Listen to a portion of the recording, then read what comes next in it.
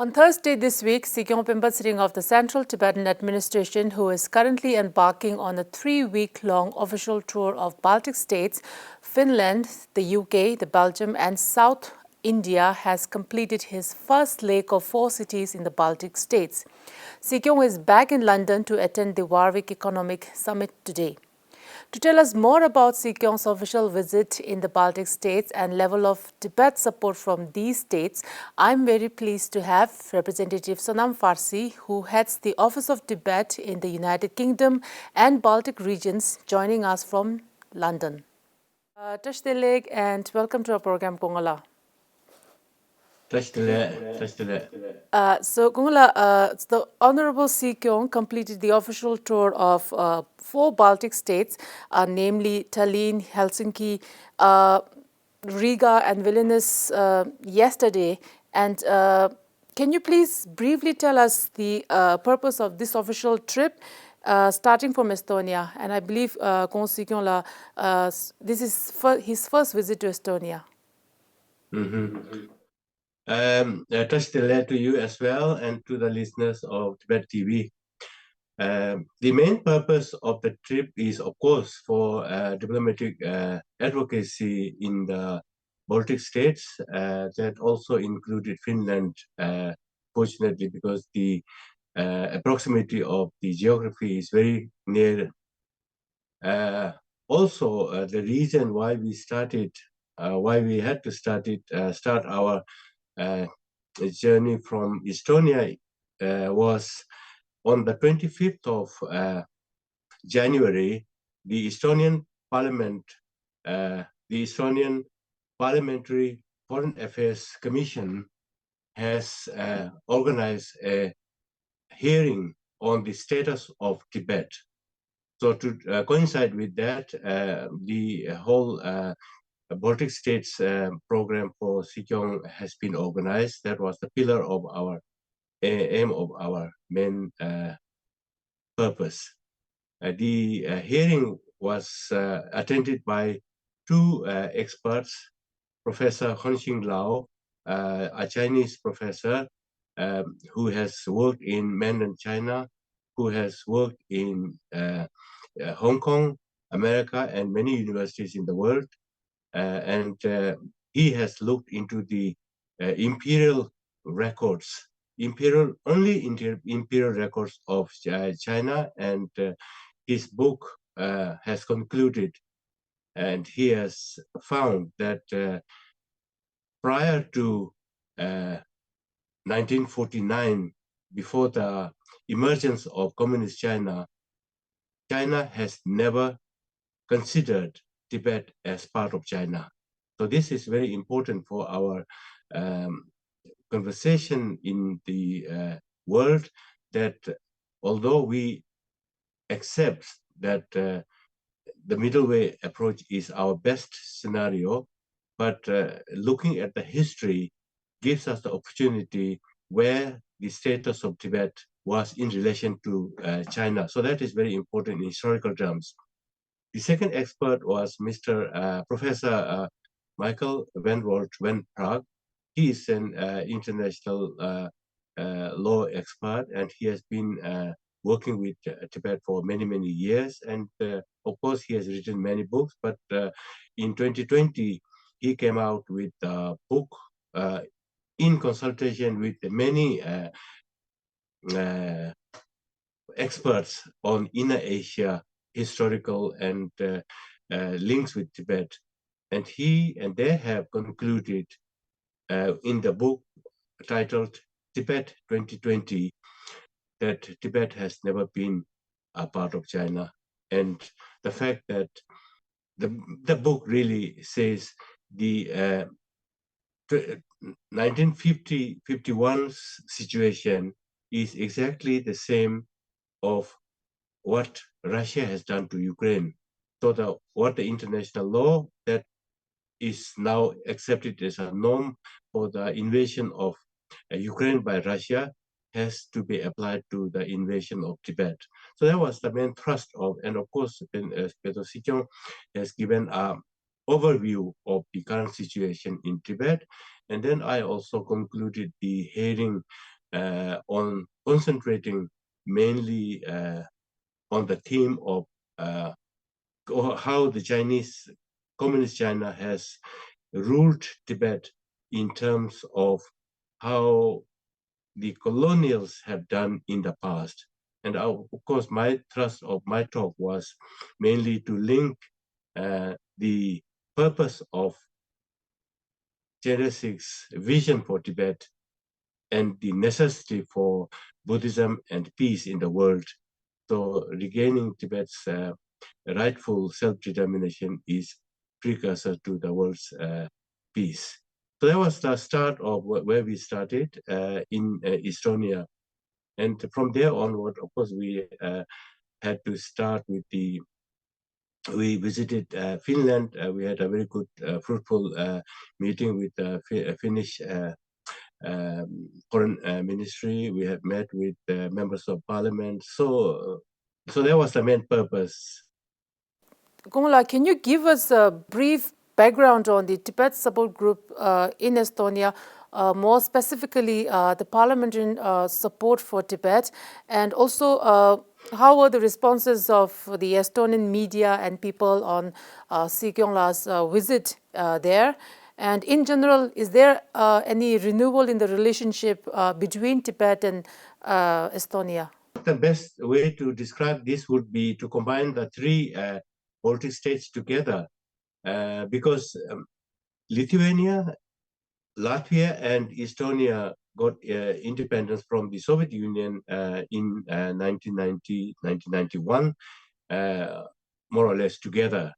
And after their independence declaration, His Holiness the Dalai Lama sent a telegram to the Lithuanian parliament recognizing the peaceful and appreciating the peaceful liberation of the Baltic states. And this is something that they have cherished from the very beginning. And of course, His Holiness was the first world leader to recognize them. And then His Holiness made a visit to all three Baltic states in 1990, in the fall of 1990, October 1991. That really cemented the relationship between Tibet, His Holiness the Dalai Lama, and the three Baltic states. People in Baltic states, people in the all three Baltic states have a very courteous and close infinity with Tibetans through His Holiness the Dalai Lama, and with the experience of what they have gone through, losing independence, regaining independence from the Soviet Union, and the communist rule that that they have been subjugated. So the experience of Estonians in this, but in your question, Estonians, and there are very similarities, how they have gone through, how their language has been degraded, how their social, cultural have been have been minimized during the Soviet Union time, so that Soviet language, Russian language, Soviet culture is imposed on them, which is what is happening in Tibet now. So this is a shared experience that they feel very close with us, and within the limits of what they can do, they feel they should give support to Tibet, and in morality, in moral terms, they are always very close with us, and they tend to give their support to us. So that's the background of how these Baltic states have come about with Tibet. So, Kumala, can you talk us through the support for our cause from the parliamentarians in this Baltic regions, and what are the numbers, if you can talk about it? In general, the publics are very sympathetic to Tibet, and within the parliamentary system, we have a parliamentary support group for Tibet in Estonia, in Latvia, and in Lithuania, officially registered support. And the MPs are very supportive. Last year, I met with the speaker. His Holiness has met with the president of Estonia. So we this time also, whilst we are in the Estonian Parliament, the speaker came and met with Sikyong, as well as the chair of the Foreign Affairs Select Committee. So I think, by and large, it is quite a good support system in Estonia. There are think tanks who are willing to exchange opinions, listen to Tibetans. Overall, I would say the support is very good and dynamic. And in Riga, Latvia, Sikyong participated in the public dialogue on law, ethics, and morality. Can you tell us a little bit more on the talk and what's Tibet's relation with the government of Latvia? And we also know that over the years we have Latvia, in Riga, we have the Central Tibetan Administration have hosted the 7th WPCT World Parliamentary Conference there. So can you tell us more on that? Again, very similar to Estonia, we have the support group in Latvia, and also we have support group in the parliament in Latvia. I have very good relationship with the foreign ministry in Latvia. If you go back to the 2019 World Parliamentary Conference, this was more or less when I first started to work in the Office of Tibet. I visited them and I explained to them we have a very important meeting, and they have no problem. They was very generous in saying the Latvian government will not object. They will make sure the visas are given to all the Tibetans. So in terms of their help or their willingness to accept the status of Tibet in terms of within the policy of their one China policy, they say, but they are very close. They are always happy to help. But unfortunately, Latvia is slightly different from Estonia and Lithuania in terms of they have much bigger Russian population. I think Latvia has around 25, 24, 23% of their population is Russian. Russian. So this program that Pandit Sikyong has interacted with one actor, Arthur from Moscow. He is now an exile in Latvia. He lives in Riga. And the conversation was really, he wanted to understand as a Russian, because he has become as an exile only few months ago. So it was a conversation of understanding the situation of Tibet through a various questions and answer session. So that was very useful because sometimes when we talk to people, we only narrate what we think is the most important message we want to give. But when we have a one-to-one conversation, there are many dynamics in how people think, how people perceive Tibetan situation. And this was a conversation with this actor, and it was very well attended. The program was very useful, and it was recorded. Once we have the material, we will share it with Tibet TV, of course.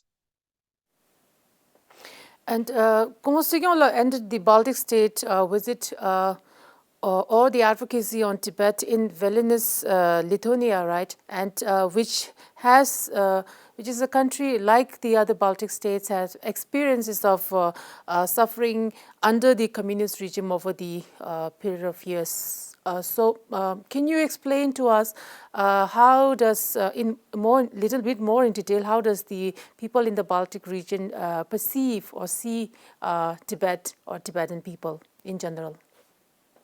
I think it is fair to say that of course, in all society, they will have people who are very close to a cause. There are people who are indifferent. There are people who have different or opposite opinions.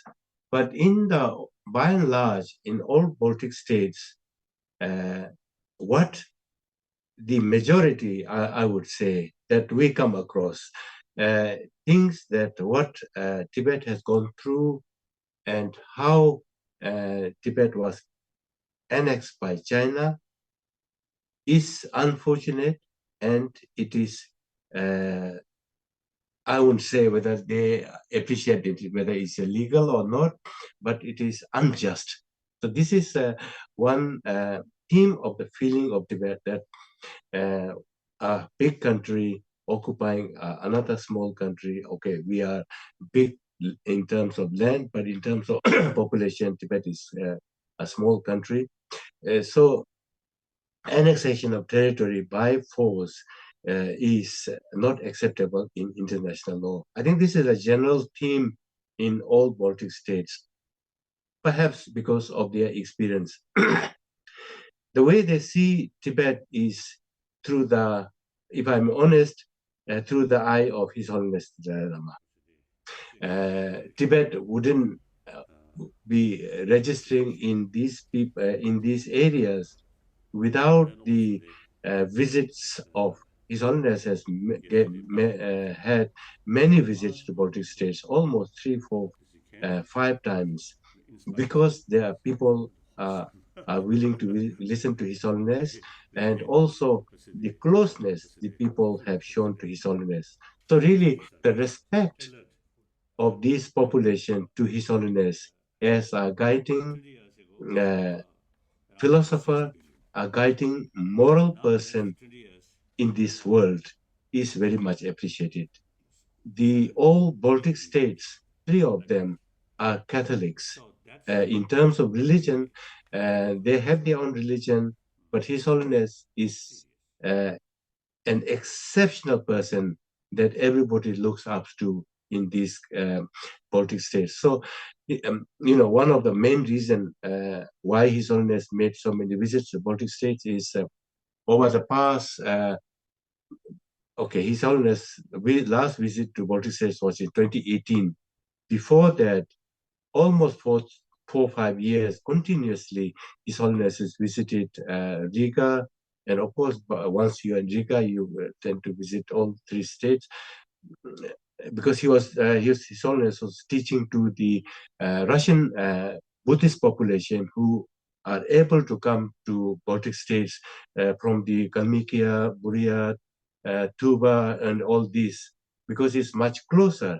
And going to India to listen to His Holiness teaching in India is very expensive, and it's a very long journey.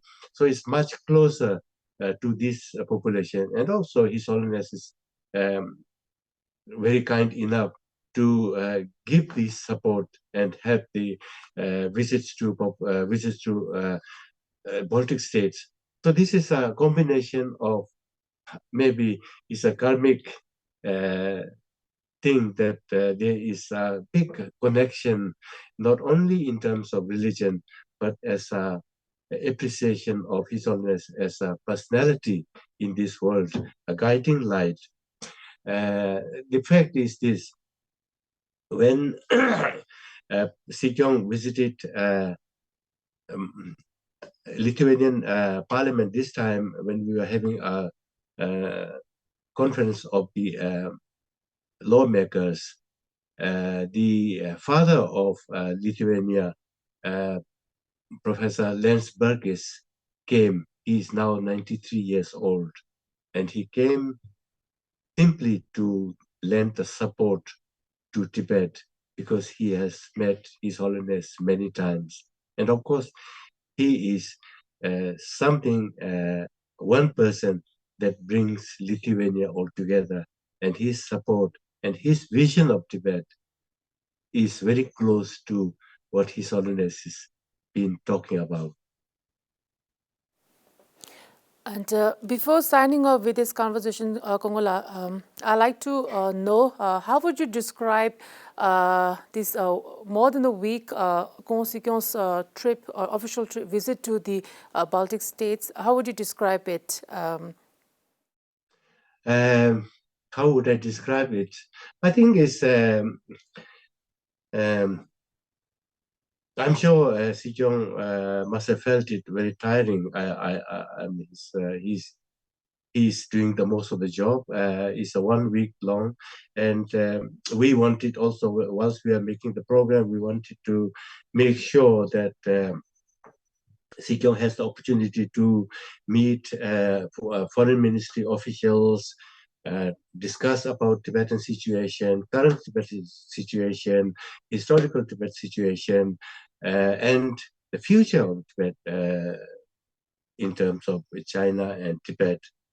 Foreign ministry, in the sense that they are the executives, they are the people who are discussing Tibet situations with like-minded other countries. They are the people who are making the policies, directives of each government. So that is very important from the Office of Tibet point of view. That whenever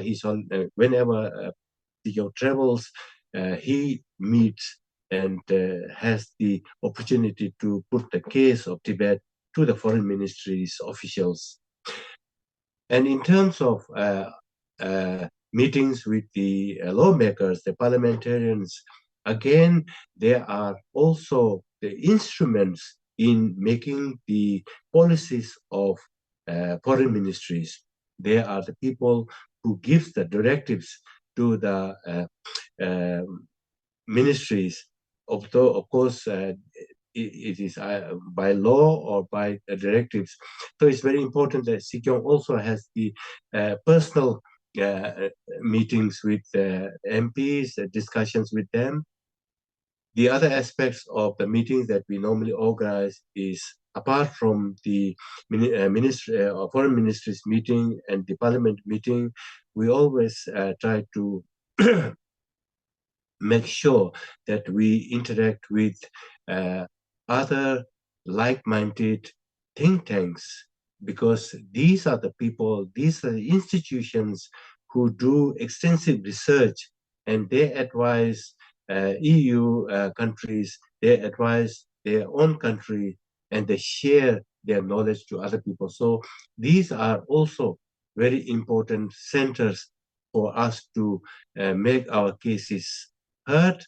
If they haven't read it, we have, of course, coming from Tibet,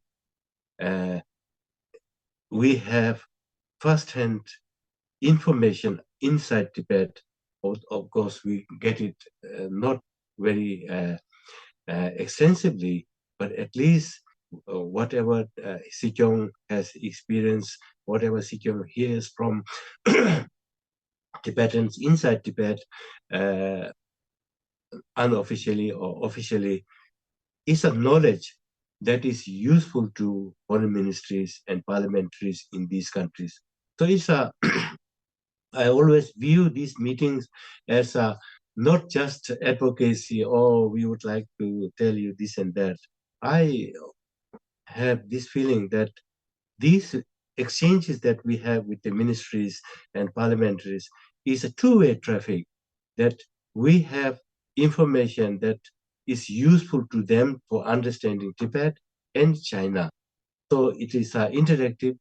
They need to feel that the visit that Sikyong is making is useful to them, not simply because, oh, Sonam is telling us to meet this person, but it is important for them, the usefulness of the information that is being shared by Sikyong and ourselves to these people. So in terms of all this, of course, your main question was, how was it? What was the So I think he was by nature traveling and talking continuously is tiring. But I think overall the visit was useful, fruitful, and we had many interviews, both visual podcasts, national TVs, and print media.